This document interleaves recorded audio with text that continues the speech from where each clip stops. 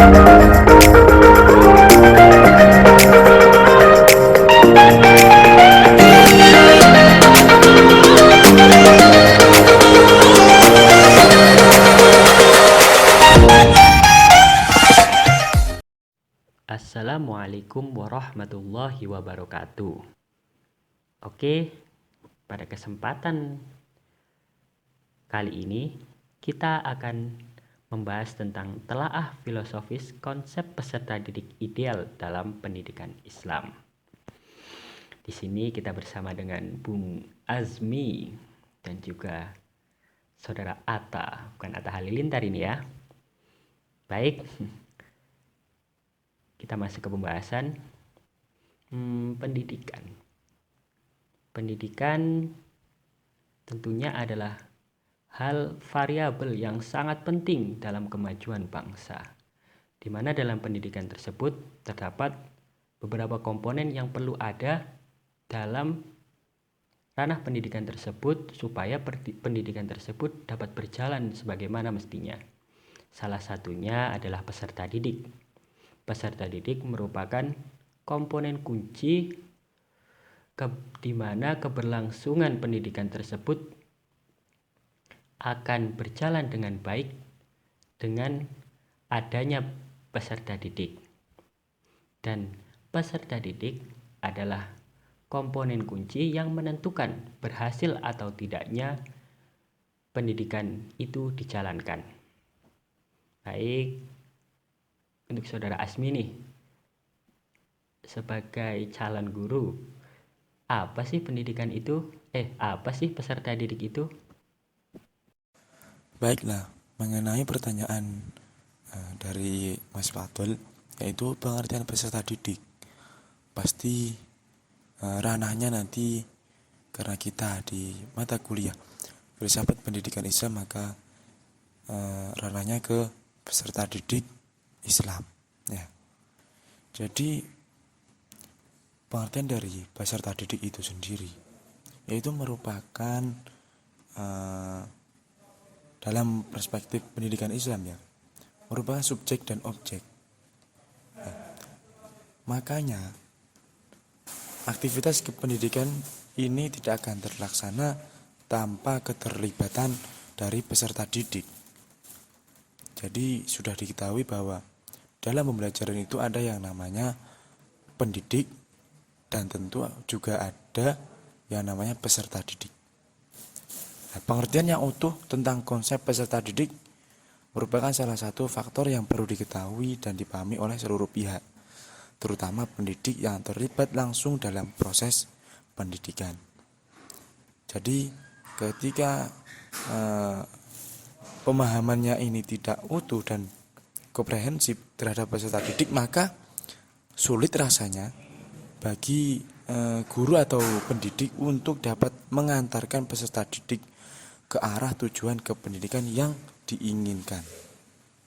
Nah, di sini saya akan menjelaskan sebagian, akan saya perjelas lagi mengenai deskripsi tentang hakikat peserta didik itu sendiri.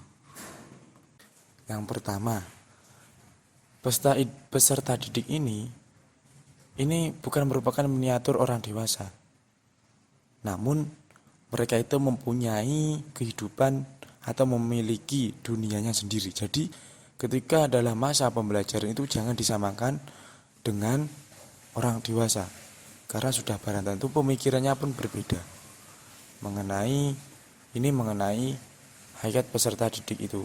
Ini yang pertama. Jadi dalam aspek metode mengajar maupun sesuatu yang diajarkan, sumber bahan yang digunakan pun itu jangan sampai disamakan dengan orang dewasa. Terus selanjutnya, peserta didik adalah manusia yang memiliki diferensiasi, periodisasi, perkembangan, dan pertumbuhan. Jadi pemahaman ini cukup perlu untuk diketahui agar aktivitas kependidikan Islam bisa disesuaikan dengan tingkat pertumbuhan dan perkembangan yang pada umumnya. Hal ini sangat beralasan karena kadar kemampuan peserta didik itu ditentukan oleh faktor usia dan periode perkembangan atau pertumbuhan potensi yang dimiliki oleh peserta didik itu sendiri. Dan selanjutnya, peserta didik itu merupakan manusia yang memiliki kebutuhan, baik kebutuhan yang berupa jasmani maupun yang rohani. Dan yang selanjutnya, peserta didik itu merupakan makhluk Allah yang memiliki perbedaan individual, baik yang disebabkan oleh faktor pembawaan maupun lingkungan di mana ia berada. Dan selanjutnya, peserta didik itu merupakan manusia yang memiliki potensi di dalam dirinya. Nah, jadi dibutuhkan pendidik untuk bisa mendorong potensi itu untuk menghasilkan sesuatu yang nantinya akan bermanfaat bagi dirinya maupun di lingkungan di sekitarnya. Lalu Mas Azmi, kita kan berada dalam ranah pendidikan Islam. Bagaimana sih peserta didik yang ideal menurut perspektif pendidikan Islam itu sendiri? Silahkan. Baiklah, terima kasih Mas Fadil untuk pertanyaannya, yaitu mengenai peserta didik yang ideal. Untuk bisa memenuhi atau mencapai tujuan pendidikan Islam, maka peserta didik harus bisa menanamkan atau memiliki sifat-sifat yang baik dan ideal di dalam diri dan kepribadiannya. Di antara sifat-sifat ideal itu seperti apa? Ya, misalnya peserta didik yang mempunyai kemauan yang keras, yang pantang menyerah. Terus ya, peserta didik yang mempunyai motivasi tinggi, terus sabar, tabah, tidak mudah putus asa, ataupun yang lainnya. Berkenaan dengan sifat ideal ini saya mengambil dari tokoh terkemuka, yaitu Imam Ghazali, yang mungkin ini sudah tak asing lagi di telinga para teman-teman, yang dikutip dalam Fathahiyah Hasan Sulaiman. Nah, beliau merumuskan ada beberapa sifat-sifat yang patut dan harus dimiliki oleh peserta didik, yaitu yang pertama, peserta didik harus menanamkan mempunyai niat belajar karena Allah. Nah, ketika niat belajar karena Allah, di situ nanti akan menjadi sebuah ibadah dalam rangka takarrub ilallah.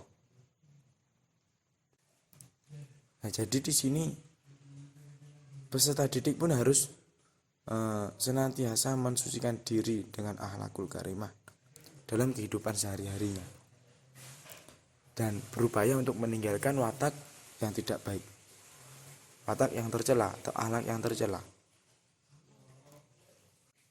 Terus yang kedua, peserta didik diajarkan untuk zuhud. Zuhud itu lebih bukan berarti meninggalkan perkara dunia, tapi masih dalam ikatan perkara dunia, namun lebih fokus kepada perkara akhirat. Nah, sifat yang ideal bagi peserta didik itu bagaimana? Yaitu menjadikan kedua dimensi ini, antara dunia dan akhirat, ukhrawi, itu sebagai alat yang integral untuk melaksanakan amanatnya, baik secara horizontal maupun secara vertikal.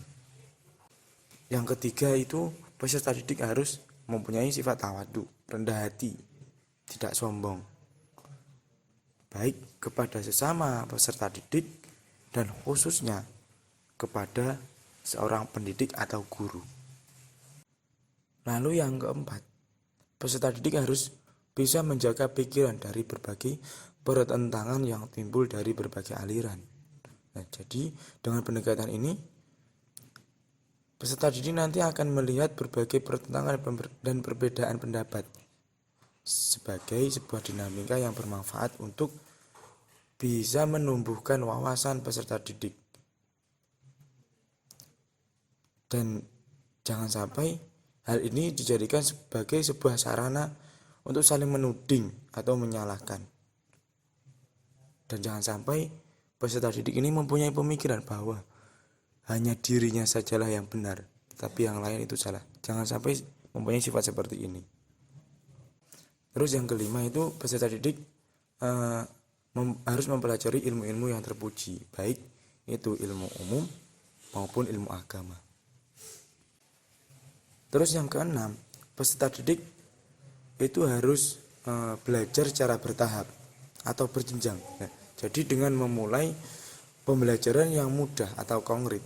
Nah, setelah yang konkret ini sudah diselesaikan, baru menuju pembelajaran yang abstrak atau sulit.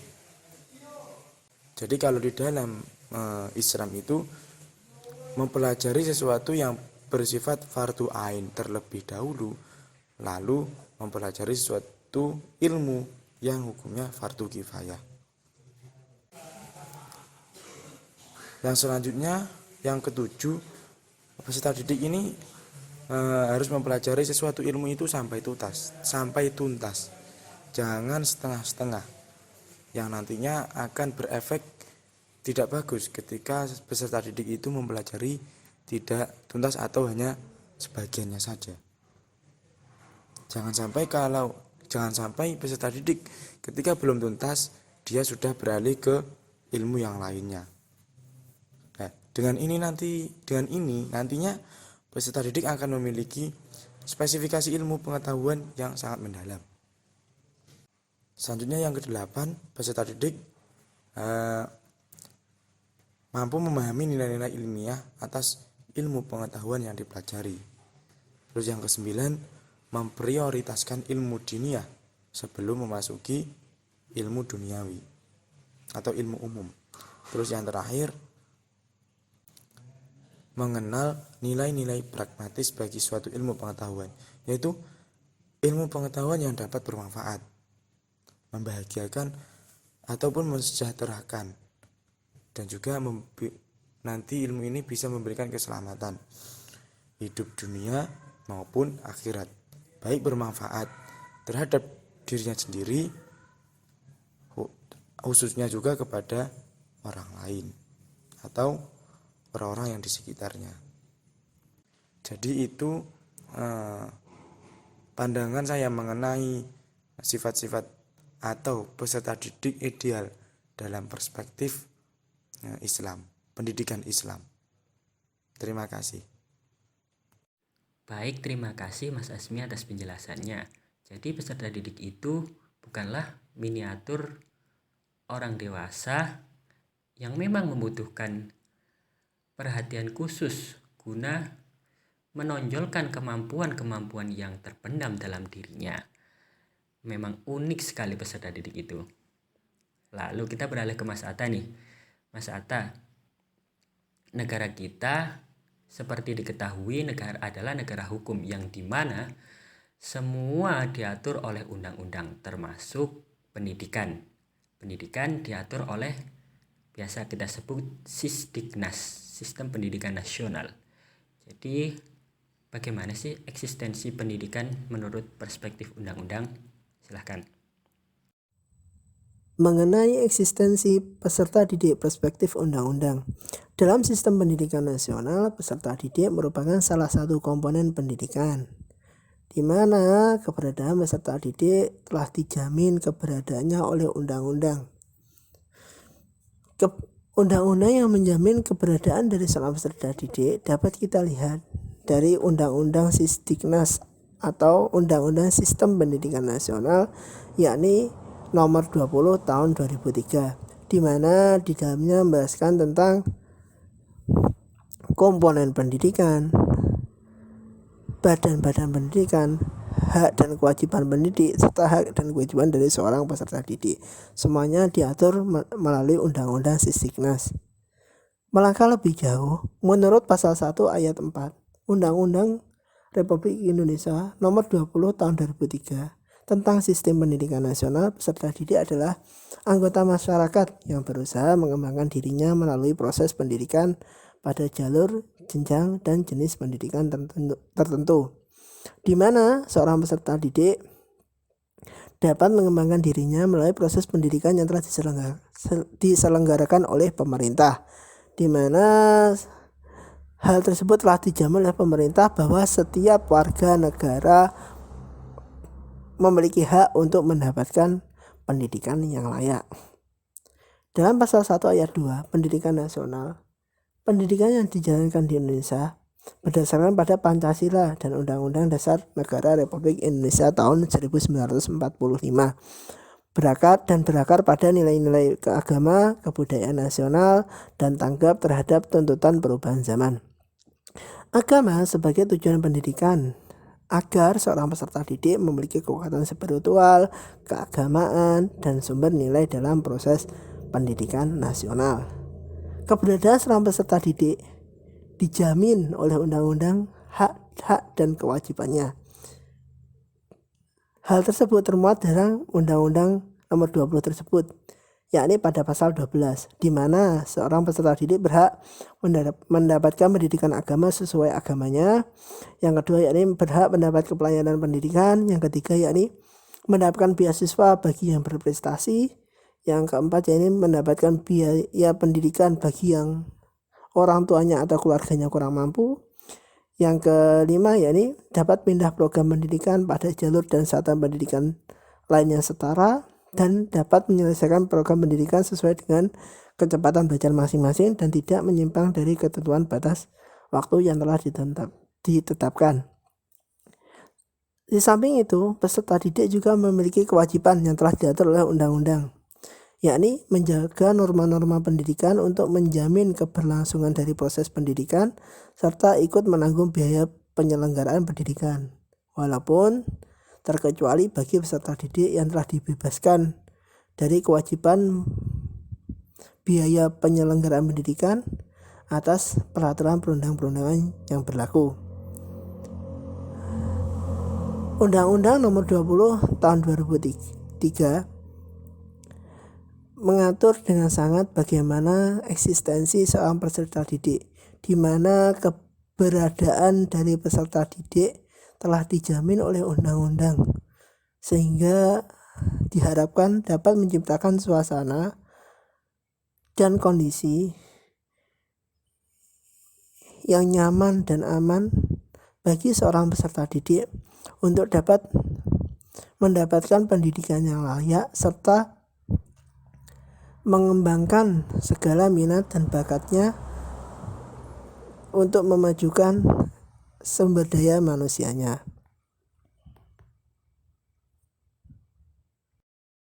Lalu Bang Atta, ini bagaimana sih posisi dan peran peserta didik itu? Mengenai posisi dan peran peserta didik dalam pendidikan. Pendidikan pada hakikatnya merupakan suatu upaya mewariskan nilai yang akan menjadi penolong dan penentu umat manusia dalam menjalani kehidupan dan sekaligus untuk memperbaiki nasib dan peradaban umat manusia. Tanpa pendidikan, maka akan dipastikan bahwa manusia dari generasi satu ke generasi yang lainnya tidak ada perbedaannya. Dalam konteks tersebut, maka kemajuan peradaban yang telah dicapai pada masa ini sudah tentu tidak terlepas dari peran-peran dari pendidikan. Dalam dunia pendidikan, terdapat komponen-komponen yang harus ada demi terlangsungnya proses pendidikan. Komponen yang paling penting dalam dunia pendidikan salah satunya yakni peserta didik. Peserta didik memiliki posisi dan peran yang sentral dalam pendidikan, di mana peserta didik merupakan objek kunci dalam pendidikan. Oleh karena itu, perlu perhatian khusus dan serius dari seorang pendidik untuk membina peserta didik agar tercapai tujuan pendidikan yang telah direncanakan. Dalam perspektif Islam, semua makhluk pada dasarnya adalah peserta didik. Sebab dalam Islam, semua makhluk ciptaan Allah hakikatnya adalah seorang peserta didik. Allah hakikatnya adalah pendidik bagi seluruh makhluk ciptaannya, Dialah yang menciptakan makhluk dan juga memelihara makhluk. Dialah juga yang memberikan pendidikan kepada makhluknya. Dalam posisi dan perannya, peserta didik merupakan subjek dan objek dalam pendidikan yang merupakan bimbingan orang lain atau pendidik untuk membantu mengarahkan serta mengembangkan potensi yang dimilikinya. Potensi peserta didik tidak akan tumbuh dan berkembang secara optimal tanpa bimbingan dari seorang pendidik. Peserta didik bukan miniatur dari orang dewasa. Akan tapi seorang peserta didik memiliki dunianya sendiri. Hal ini sangat penting dipahami untuk seorang pendidik sehingga tidak menyamakan orang dewasa yang telah memiliki pengetahuan baik dalam aspek apapun dengan seorang peserta didik yang belum mengetahui apa-apa yang belum diajarkan oleh seorang pendidik. Baik, terima kasih atas penjelasannya Bung Atta, Saudara Azmi, mengenai telaah filosofis konsep peserta didik ideal dalam pendidikan Islam. Semoga apa yang kita kemukakan, apa yang kita bahas tadi bermanfaat bagi kalian pendengar-pendengar kami. Terima kasih. Wassalamualaikum warahmatullahi wabarakatuh.